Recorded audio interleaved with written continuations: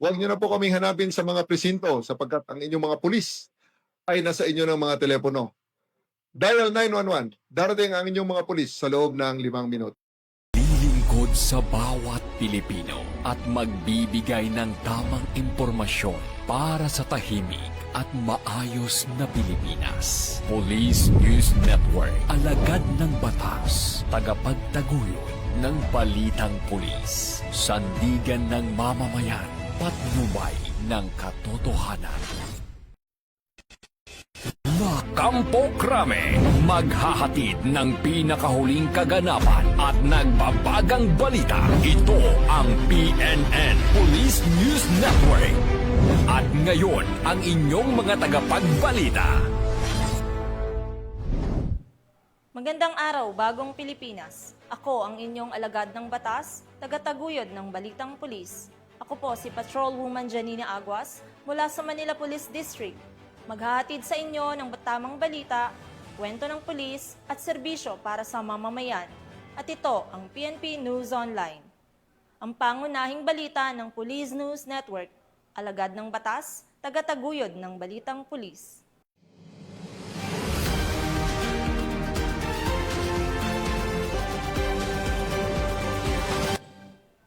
Narito ang mga balitang dapat niyong abangan.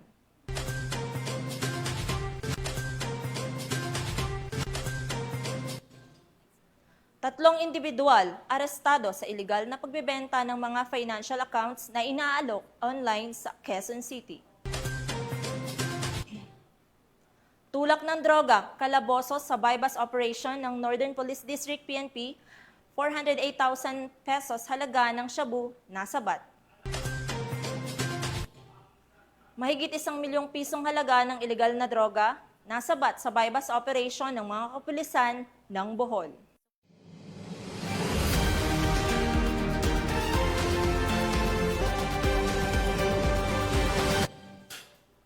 Narito ang mga balitang hatid ng ating PNN correspondents mula sa iba't ibang panig ng bansa.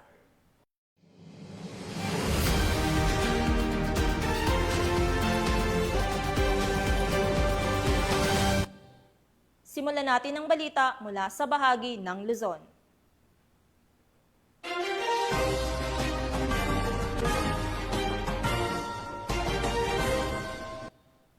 Nadakip ng Quezon City District Anti-Cybercrime Team ang tatlong individual sa magkakasunod na operasyon laban sa iligal na pagbebenta ng mga financial accounts na iniaalok online. Ang mga sospek ay nahuli sa akto ng pakikipagtransaksyon gamit ang social media platforms.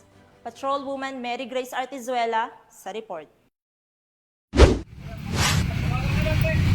Sa magkakasunod na operasyon ng Quezon City District Anti-Cybercrime Team sa iba't ibang lugar sa Quezon City, timbog ang tatlong individual na sangkot sa iligal na pagbebenta ng mga financial accounts na inaalok online. Ang operasyon na isinagawa bilang bahagi ng pinagting na cyber patrolling ng PNP Anti-Cybercrime Group laban sa mga individual na nagsasagawa ng mga iligal na aktibidad sa mga online platforms. Dahil sa naturang operasyon, tatlong suspect ang naaresto at kasalukuyang nahaharap sa kasong paglabag sa Republic Act 12010 Anti-Financial Accounts Scamming Act o AFASA na may kaugnayan sa Cybercrime Prevention Act. Ang mga naaresto ay pansamantalang nasa kustodiya ng QCDAC para sa kaukulang dokumentasyon at agarang pagsasampa ng kaso laban sa kanila. Paalala sa ating mga kababayan na huwag kayong papayag na ipagamit, ipagbili o iparenta ang mga inyong financial accounts tulad ng GCash, PayMaya at iba pang mga bank account. Dahil maaari itong magamit ng mga criminal at scammers sa kanilang mga illegal na activity. Ang mahirap pa dito, kahit hindi ikaw mismo ang gumawa ng criminal ay pwede ka pa rin makasuhan dahil sa'yo nakapangalan ng account. Kaya ang aming paalala na maging maingat, maging responsable at maging kasangkapan ng krimen. Mula dito sa Kampo Krame, ako ang inyong PNN correspondent, Patrolwoman Mary Grace Artizuela, nagbabalita para sa Police News Network, alagad ng batas, tagataguyod ng Balitang Pulis. Maraming salamat, Patrolwoman Artizuela. Kalaboso ang isang hinihinalang tulak ng droga sa ikinasang bypass operation ng Northern Police District sa Caloocan City. Tinatayang 400,000 pisong halaga ng hinihinalang shabu nasamsam mula sa sospek na ngayon ay nahaharap sa kasong paglabag sa RA 9165. Corporal Abigail Rojas, ibalita mo. Kalaboso ang dalawang hinihinalang tulak ng iligal na droga ng mga operatiba ng Northern Police District District Drug Enforcement Unit o NPD-DDEU sa isang buy-bust operation sa Barangay 28, Caloocan City, dakong alas 4 pasado ng madaling araw. Kinilala ng pulisya ang mga nadakip na suspect na sina alias Tetong, 34 na anyos, residente ng Tondo, Manila at Tonton, 41 anyos, isang tricycle driver mula sa Maypaho, Caloocan City. Sila ay kapwa itinuturing na high-value individuals. Nasamsam sa lugar ng operasyon ang humigit kumulang 60 gramo ng hinihinalang shabu na may tinatayang standard drug price na 408,000 pesos.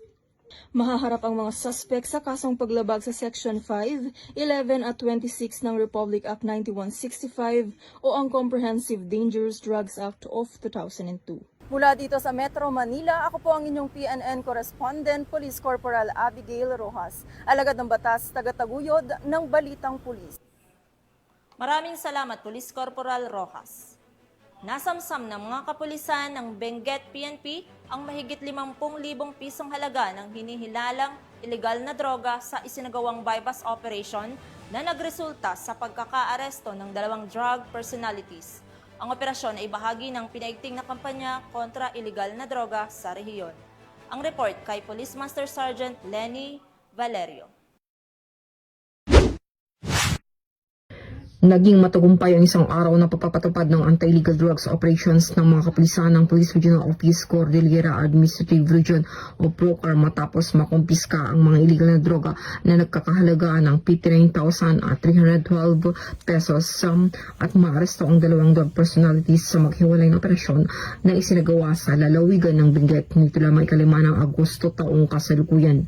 Sa isinagawang marijuana eradication operation, isang plantasyon ng marijuana na natamnam ng 240 grown marijuana plants at may standard drug price na 40,000 pesos ang nadiskubre ng mga pinagsanib na pwersa mula sa Bacon Municipal Police Station, Provincial Intelligence Unit, Provincial Drug Enforcement Unit ng Benguet Police Provincial Office at Regional Intelligence Division ng PROCAR, Regional Intelligence Unit 14 at Philippine Drug Enforcement Agency Cordillera sa Barangay Cayapa, Bacon, Benguet.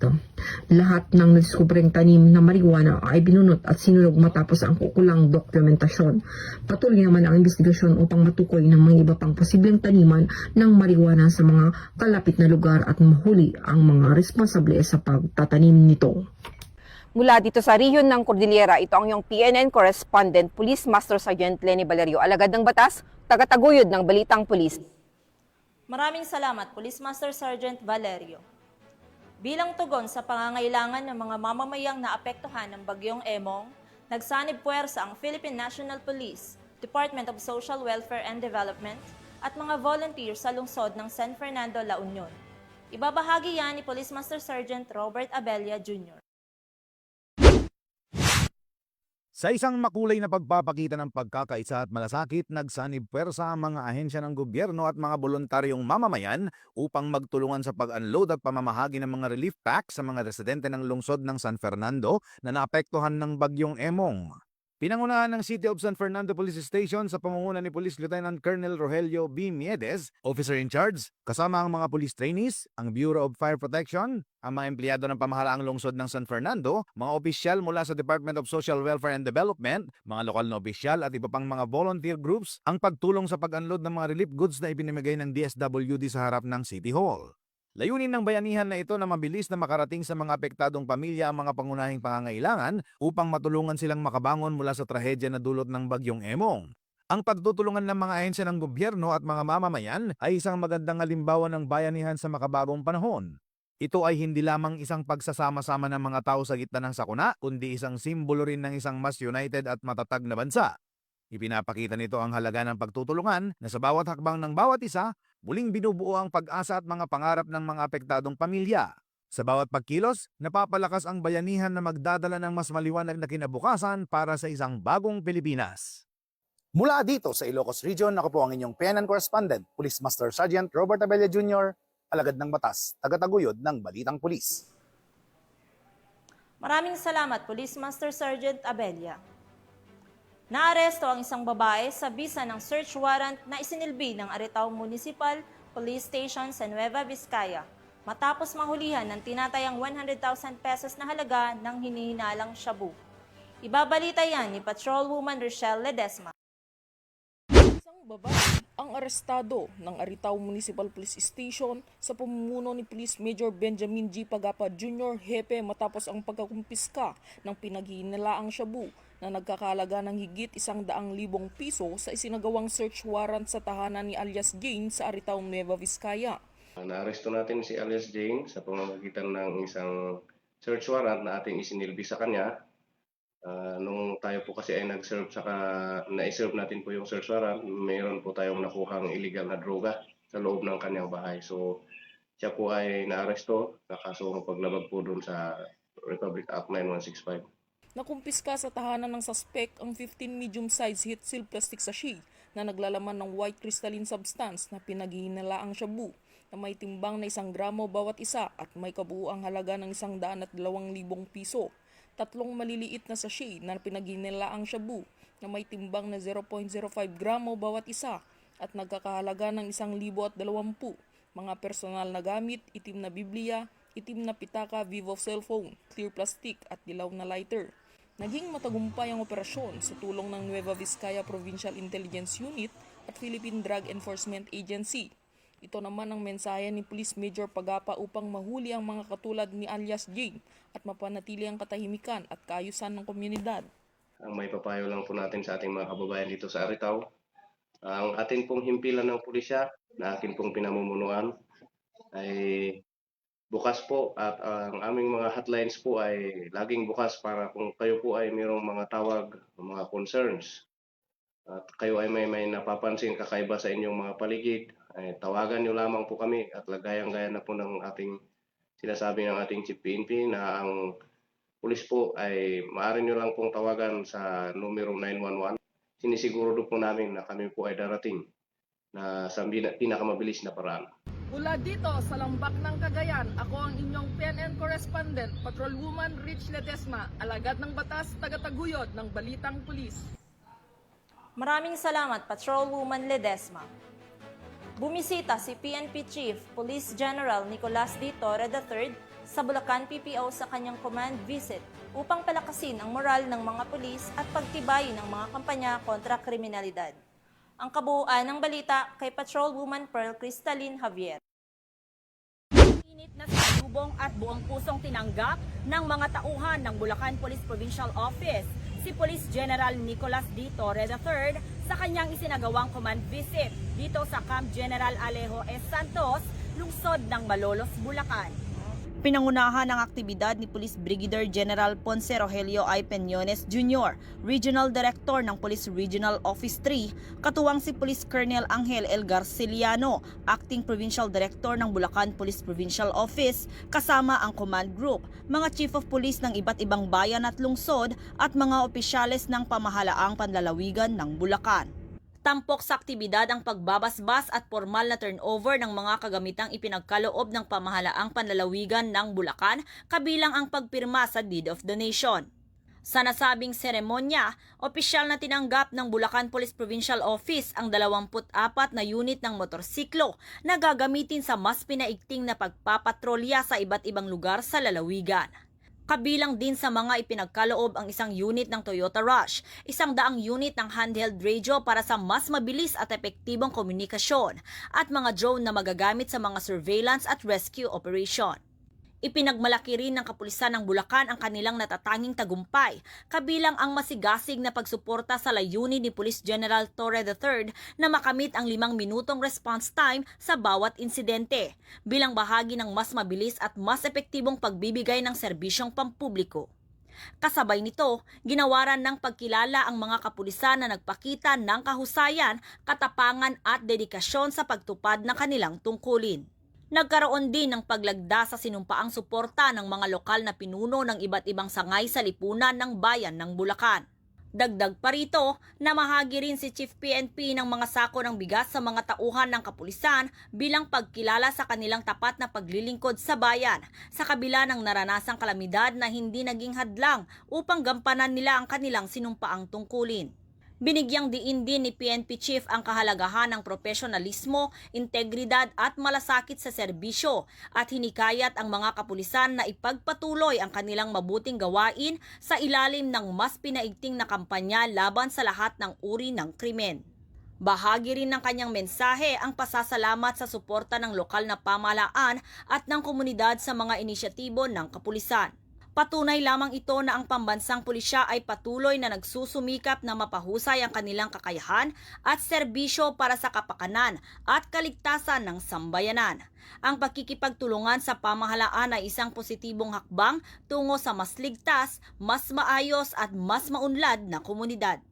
Mula dito sa Bulacan Police Provincial Office, ako ang inyong PNN correspondent, Patrolwoman for Crystalline Javier, alagad ng batas, tagataguyod ng Balitang Pulis.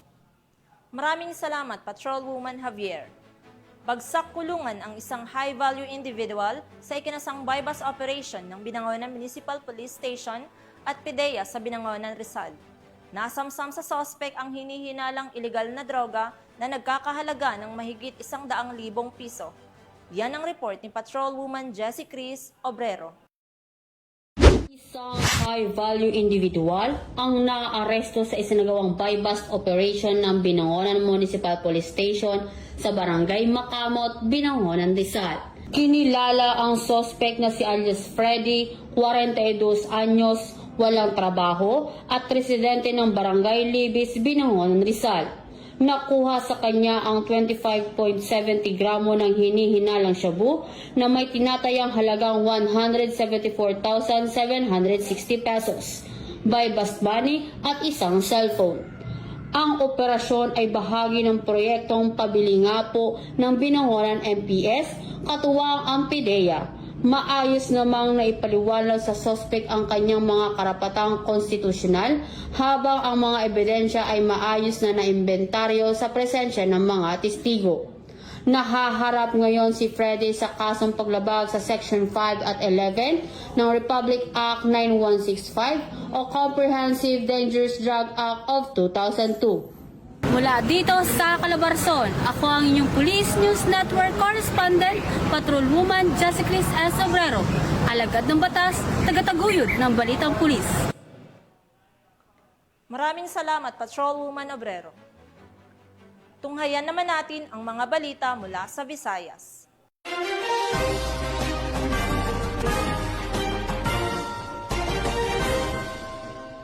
Nadakip ng mga operatiba ng Police Station 8 ang magkakapatid sa isinagawang buy-bust operation sa Barangay Lapus, Iloilo City. Nasamsam mula sa mga sospek ang 5 pakete ng hinihinalang ilegal na droga na ngayon ay nagsisilbing ebidensya sa isasampang kaso. Yan ang balitang hatid ni Patrolwoman Andrea Domique de Palubos. Sa patuloy na mas pinaigting na kampanya ng Philippine National Police laban sa ilegal na droga, nadakip ang magkapatid sa isang matagumpay na drug buy-bust operation sa Barangay B.O. Obrero, Lapus, ganap alas 7:30 ng gabi nito lamang 5 ng Agosto taong kasalukuyan. Ang operasyon ay isinagawa ng Station Drug Enforcement Team ng Iloilo City Police Station 8 sa pangunguna ni Police Captain Lester Oliveros, officer in charge, na nagresulta sa pagkakaaresto ng magkapatid na sina alias Typhoon, 29 na taong gulang, pangunahing target ng operasyon at isang tukhang surrendery noong 2018 at alias Strike, 31 taong gulang, parehong construction worker at residente ng nasabing lugar. Sa isinagawang operasyon, nakumpiska mula sa mga sospek ang isang sachet ng hinihinalang shabu. Sa follow-up search, nakuha pa sa bulsa ni alias Typhoon ang 4 pang sachet ng ilegal na droga na nakaimpake sa isang transparent plastic box. Tinatayang may kabuuang bigat na 4 na gramo ang mga nakuhang ilegal na droga at may standard drug price na 27,200 piso. Ayon sa ulat ng Station Drug Enforcement Team ng Iloilo City Police Station 8, Nakumpirma na aktibong sangkot ang mga sospek sa bintahan ng iligal na droga sa kanilang barangay. Sa loob ng 2 linggo, isinailalim sila sa surveillance bilang bahagi ng masusing preparasyon para sa operasyon. Kasalukuyang nasa kustodiya na ng pulisya ang mga sospek para sa tamang disposisyon at haharap sa kasong paglabag sa RA 9165 o ang Comprehensive Dangerous Drugs Act of 2002. Ang matagumpay na operasyong ito ay bahagi ng patuloy na kampanya ng Philippine National Police na linisin ang mga komunidad mula sa salot ng iligal na droga na naglalayong protektahan ang kabataan, panatilihing ligtas ang mga barangay, at mapanagot ang mga patuloy na lumalabag sa batas tungo sa mas ligtas, payapa na bagong Pilipinas. Mula dito sa Western Visayas, ako ang inyong Police News Network Correspondent, Patrolwoman Andrea Dominic Dipalobos, alagad na batas, tagataguyod na balitang pulis. Maraming salamat, Patrolwoman Dipalobos. Mahigit 1 milyong pisong halaga ng ilegal na droga nasabat sa bypass operation ng mga kapulisan. 3 high-value individual arestado sa Talisay Island, Loon, Bohol. Patrolwoman Flora May Azares, ibalita mo. Piska ng kapulisan ng Loon ang higit 1,400,000 pisong halaga ng hinihinalang shabu sa 3 high-value individual sa isinagawang bypass operation ng mga otoridad sa Purok 3 Barangay Talisay, Loon, Bohol, noong 5 ng Agosto ng taong kasalukuyan.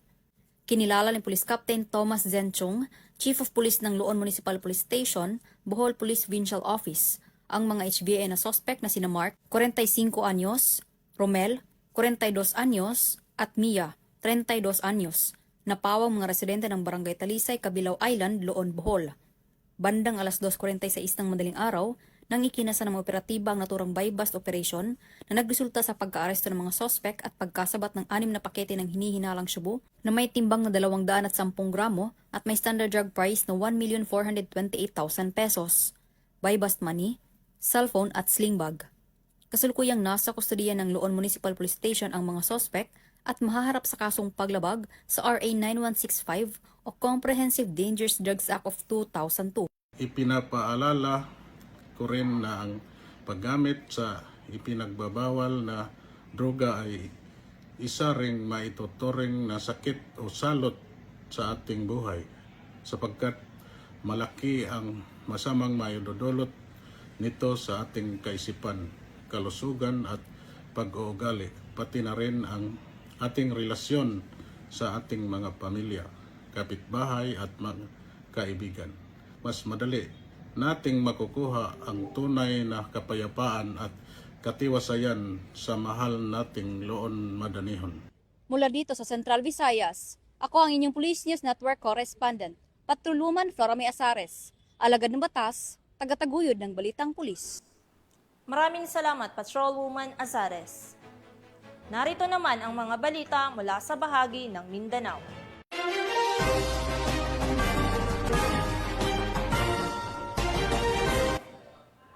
Inaresto ng Kalinan Police ang top 7 high-value individual ng Davao City sa ikinasang bypass operation sa Kalinan, Davao City.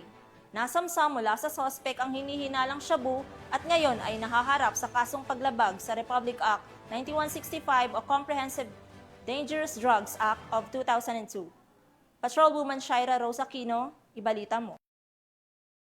Top 7 sa listahan ng high-value individual sa Davao City sa ikinasang bypass operation na pinangunahan ng mga operatiba ng Kalinan Police Station, katuwang ang 2nd City Mobile Force Company nitong Agosto 5 sa Purok 9, Ramon Magsaysay Street, Barangay Kalinan Poblasyon, Kalinan, Davao City. Ayon kay Police Major Rubel B. Saavedra, Station Commander ng Kalinan Police Station, kinilala ang suspect sa alias na Chris, 30 anyos na residente ng Jacinto Extension, Barangay 11B, Poblasyon, Davao City. Na-recover mula sa kanya ang tinatayang 5.2 grams ng hinihinalang shabu na may standard drug price na humigit kumulang 35,360 pesos. Ang suspect ay nasa kustodiya na ng nasabing istasyon at nahaharap sa kasong paglabag sa Republic Act 9165 o ang Comprehensive Dangerous Drugs Act of 2002. Ang pagkakakumpiskan ng mahigit 36,000 na halaga ng shabu ay isang malaking tagumpay laban sa patuloy na kampanya ng pamahalaan kontra iligal na droga. Patunay din ito ng mahigpit na pagpapatupad ng batas ng mga kapulisan sa lungsod. Mula rito sa Police Regional Office 11, ako ang inyong PNN correspondent, Patrolwoman Shaira Rose Aquino, alagad ng batas, tagataguyod ng Balitang Pulis. Maraming salamat, Patrolwoman Aquino. At iyan ang mga balitang nakalap ng ating PNN correspondents mula Luzon, Visayas at Mindanao. At bago po matapos ang ating programa, nais po naming batiin ngayong araw, ika-7 ng Agosto, 2025, ang ika-6 na anibersaryo ng programang Sumbong Nyo, Aksyon Agad, SNAA, sa PNP Multimedia Center, Camp Crame. Ang nasabing programa ay kinikilala bilang tulay ng publiko sa kapulisan sa mabilisang pagtugon sa mga sumbong at hinaing ng mamamayan. Happy anniversary po sa inyo! Sa ngalan ng pamunuan ng Philippine National Police, sa pangunguna ni PNP Chief Police General Nicolas Torre III at sa pamumuno ni President Ferdinand Bongbong Marcos Jr., kami ay maglilingkod sa bawat Pilipino at magbibigay ng tama at balanseng balita. Dahil dito, sa bagong Pilipinas, ang gusto ng pulis, ligtas ka.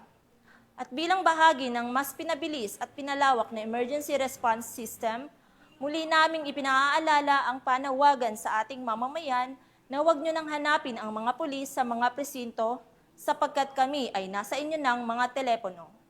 Dial 911 at darating kami sa loob ng 5 minuto. Mula rito sa tanggapan ng tagapag-ugnay ng Pambansang Pulisya, ako ang inyong alagad ng batas, tagataguyod ng Balitang Pulis, Patrolwoman Janina Aguas mula sa Manila Police District, maghahatid sa inyo ng tamang balita, kwento ng pulis at serbisyo para sa mamamayan. At ito ang PNP News Online, ang pangunahing balita ng Police News Network.